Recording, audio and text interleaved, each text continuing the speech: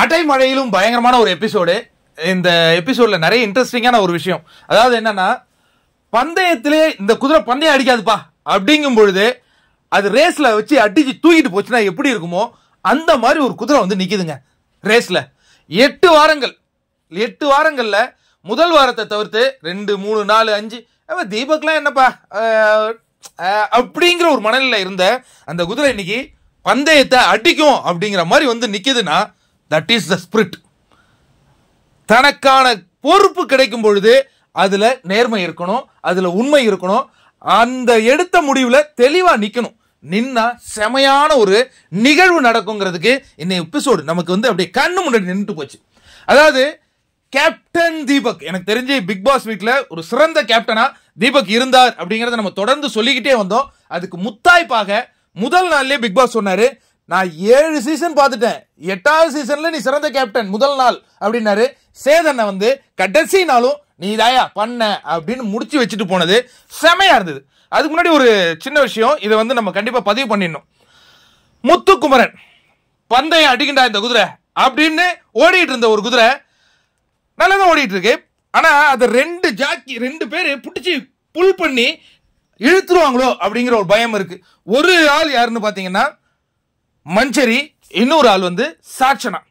இவங்க 2 பேருமே முத்துக்குமரனுடைய பெயரை இந்த இன்வெஸ்டிகேஷன்ல எத்தனை முறை பயன்படுத்தினாங்கிறத உங்களால தெரிஞ்சுக்க முடியும். முத்துக்குமரனும் இவங்களால இன்ஃப்ளூயன்ஸ் ஆயிருக்காரா? இன்னொன்னு வந்து ஆனந்தி இவங்களால இன்ஃப்ளூயன்ஸ் ஆயிருக்காரா அப்படிங்கிறது பட்டவர்த்தனமா எனக்கு தெரிஞ்சது எபிசோடு பார்க்கும்போது. அதாவது கேப்டன்சி எப்படி இருக்கு அப்படிங்கும்போது இவர் இந்த ஹாஸ்டல்னு எடுத்துட்டு வந்தார்ல, இந்த வார்த்தையை பயன்படுத்தியது யார்? ஆனந்தி, பவித்ரா. இது எதுக்கு முத்துக்குமரனுக்கு அந்த வார்த்தை வந்துச்சு? இன்ஃப்ளூயன்ஸ் ஆயிருக்காருங்க. ஆனந்தியால எல்லாரையும் மேனிபுலேட் பண்ண முடியும் நம்ம சொல்லிட்டு இருந்தோம் இல்லையா, முத்துக்குமரனே மேனிபுலேட் பண்ணிருக்காங்க, சூப்பரா மேனிபுலேட் பண்ணிருக்காங்க. தேவையில்ல முத்துக்குமரா, இது உன்னுடைய கேம் கிடையாது. இந்த கேம் இருந்தேன்னா 50 நாள் ரேஸ்ல முன்னாடி ஓடுன நீ பின்னாடி ஓடுறதுக்கு வாய்ப்பு உண்டு. இன்ஃப்ளூயன்ஸ் ஆகி நின்று பேசிட்டு இருக்கையா? கேப்டன்சி நல்லா இருந்ததா இல்லையா அந்த கேள்வி உங்ககிட்ட வைக்கும் பொழுது ஒன்னு நல்லா இருக்குன்னு சொல்லி, இல்ல நல்லா இல்லைன்னு சொல்லு. சார் ரொம்ப அற்புதமா இருந்தது சார். காஸ்ட்லியான ஹாஸ்டல்னா வாட் இஸ் த மீனிங்? நம்ம பேசி எல்லாரையும் மாத்தலாம் முடியாது, பேசுறது சரியா இருக்கணும். தீபக்லாம் பேசினா நான் பேசுனதுல ஸ்டாண்டா நிக்கிறேன் சார் அப்படின்னு நின்னார்ல, அதுதான் என் மக்களுக்கு பிடிக்கும், அத மக்கள் ரசிப்பான். நீ எதுக்கு பூசி மொழுவுறங்க? அதுக்கு அடுத்தது நீங்க யோசிச்சு பாருங்க, தீபக்னுடைய கேப்டனை குறைசூரிய அவர்கள் அடுத்த பவித்ரா மார்க் எவ்வளவு கொடுப்பாங்கன்னா 60க்கு 40ங்கிறாங்க. 60 வந்து என்கிட்ட ஏதோ 40 என்னங்கன்னா தயிர் எடுக்க உள்ளியா. அதுலயும் நான் சொல்றேன், ஏன் தயிர் எடுக்க உள்ள தயிர் சாத பிரச்சனை. டாஸ்க் நடந்துட்டு இருந்தது, பொம்மை டாஸ்க். அந்த ஜாக்லினும் அந்த இவங்க அன்சிதாவும் நடந்துட்டு இருந்ததா அன்னைக்கு நடந்துச்சு. அப்ப வந்து பிக் பாஸ் அனௌன்ஸ் பண்ணவே இல்லை, எல்லாரும் இந்த ஆட்டம் முடிஞ்சிருச்சு அப்படின்ட்டு.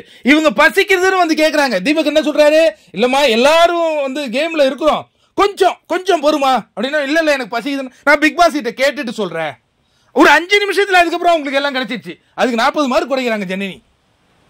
வா, அதுக்கு அடுத்த குறைச்சது யாருன்னா ஆனந்திக்கு என்ன பிரச்சனை? எல்லாமே நல்லா இருக்கு சார், அதான் சார் என் பிரச்சனை. எல்லாமே நல்லா இருந்தா எனக்கு பிடிக்காது சார். என்ன மாதிரியான கேரக்டரியா இதெல்லாம்? மக்கள் ரசிப்பாங்க நான் நினைக்கிறீங்க இந்த ஆட்கள் எல்லாம்.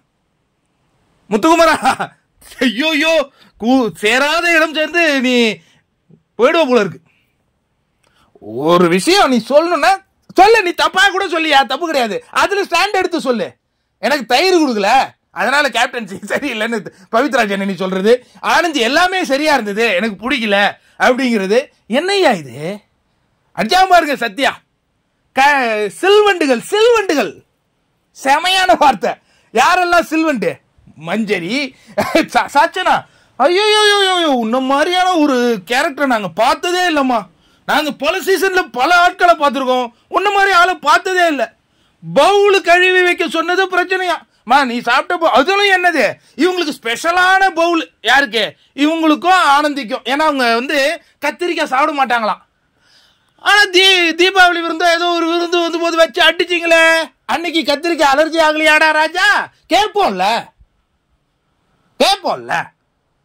அதுக்குன்னு தனியா பவுல் வச்சா அதை கழுவி வைக்க சொல்றது தப்பா. எப்படி சொல்லியிருக்குன்னா தீபக்கு சாச்சனாம்மா சாச்சனா தேவி அந்த பாத்திரத்தை கொஞ்சம் கழுவி வச்சு இப்படியா சொல்ல முடியும்? நீங்க என்ன இன்னைக்கு ராணியா? எவ்வளோ கேவலமான ஆட்கள் பார்த்தீங்களாங்க. இதெல்லாம் எப்படிங்க மக்கள் ரசிப்பாங்க? அதுக்கப்புறம் எபிசோட் முடியும் போது கூட வந்து சொல்றாரு, நீ கூட அடுத்த வாரம் கேப்டன் ஆவ, அது புரிஞ்சு நடந்துக்கமா அப்படின்னு. அவன் பெருந்தன்மையா மேல போயினே இருக்காப்பா தீபக்கு. பக்கத்திலே உட்காந்துருக்காரு முத்து. தேவையில்ல முத்து, அந்த 2 இருக்கிற வரையும் உன் கதையை முடிச்சிருவாங்கன்னு நினைக்கிறேன்.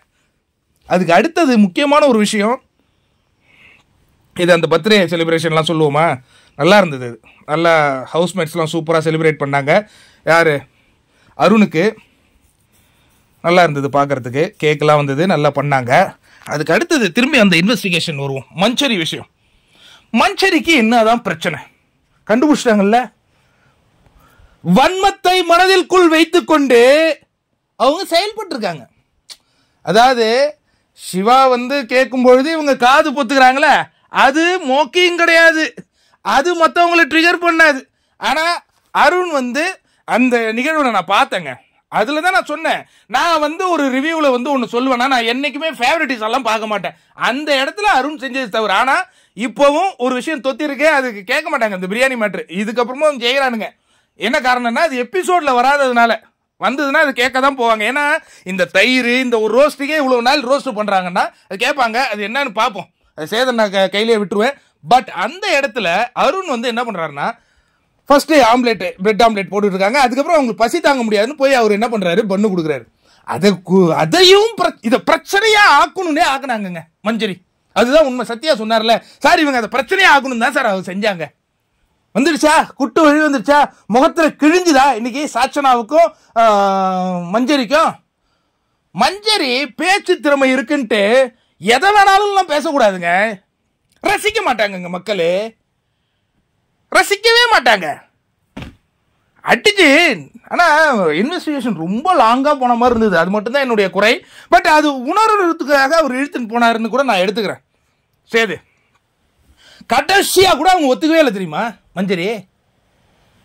அருண் தப்புனா நானும் தப்பு, அருண் சரினா நானும் சரி. அது நல்லா இருந்தது. சரி அருண் சரினா நானும் சரி, அருண் சரினா அப்படிங்கிறாரு.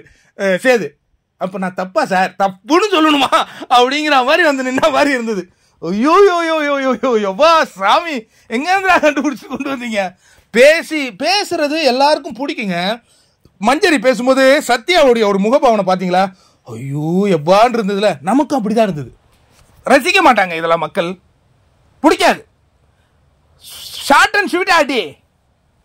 உனக்கு பக்கம் நியாயம் இருந்தா தானே அடிக்க முடியும், இல்லையே? டாரு டாரு டாரு டாரா கிழிச்சு விட்டாருங்க சேது. நல்லா இருந்தது. ஒன்று கொஞ்சம் லாங்கா போச்சு, பட் நல்லா இருந்தது.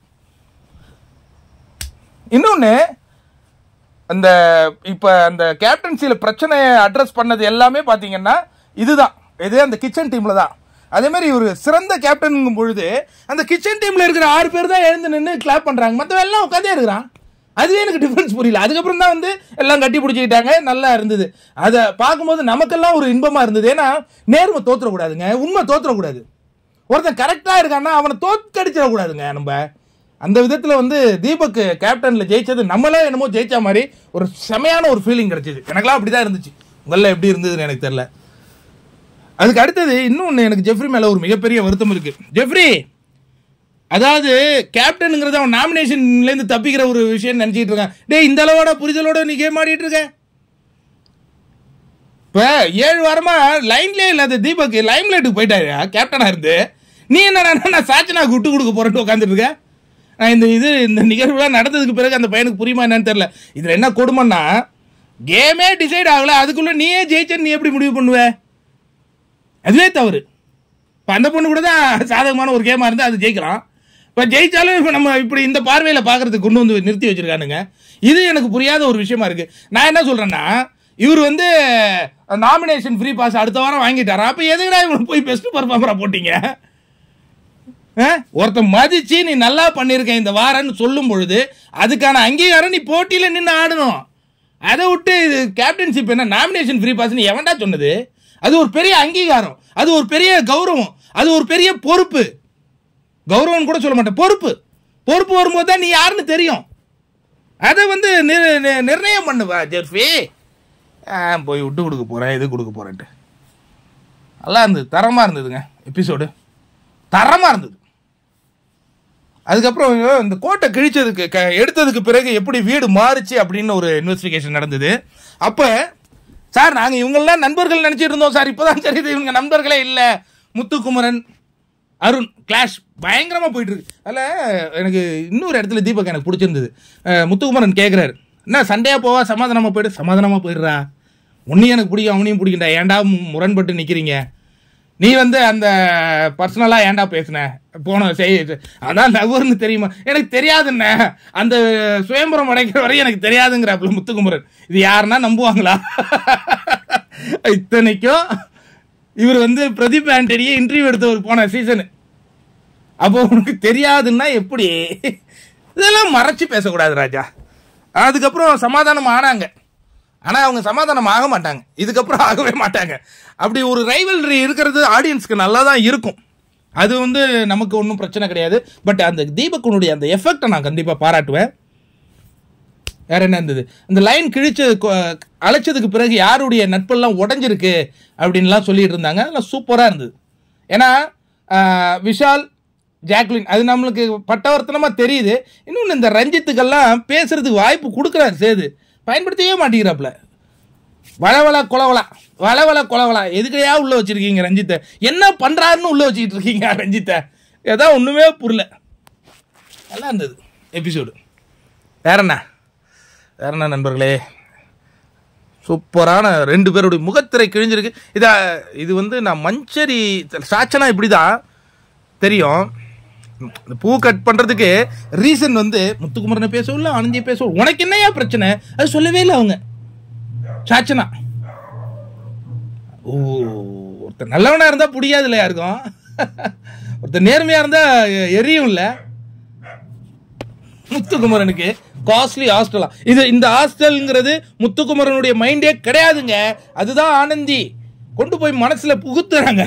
அடுத்தது இங்கேயும் கொண்டு வந்தாங்களா சார், நான் வந்து எனக்கு 4 தோசை கொடுத்தாங்க, 3 தோசை தான் சாப்பிடுவேன், அடுத்த தோசை அப்படியே காஞ்சிட்டு இன்னைக்கும் அதே டைலாக் வந்தது. எப்படா உள்ள வச்சிருக்கீங்க ஆனந்தியெல்லாம்? ஒரு டாஸ்க் ஒன்று வந்து இவங்களெல்லாம் வெளில அனுப்பிட்டு இவங்கெல்லாம் உள்ள இருக்காங்கிறது நான் ஃபர்ஸ்டே சொல்லுவாங்க.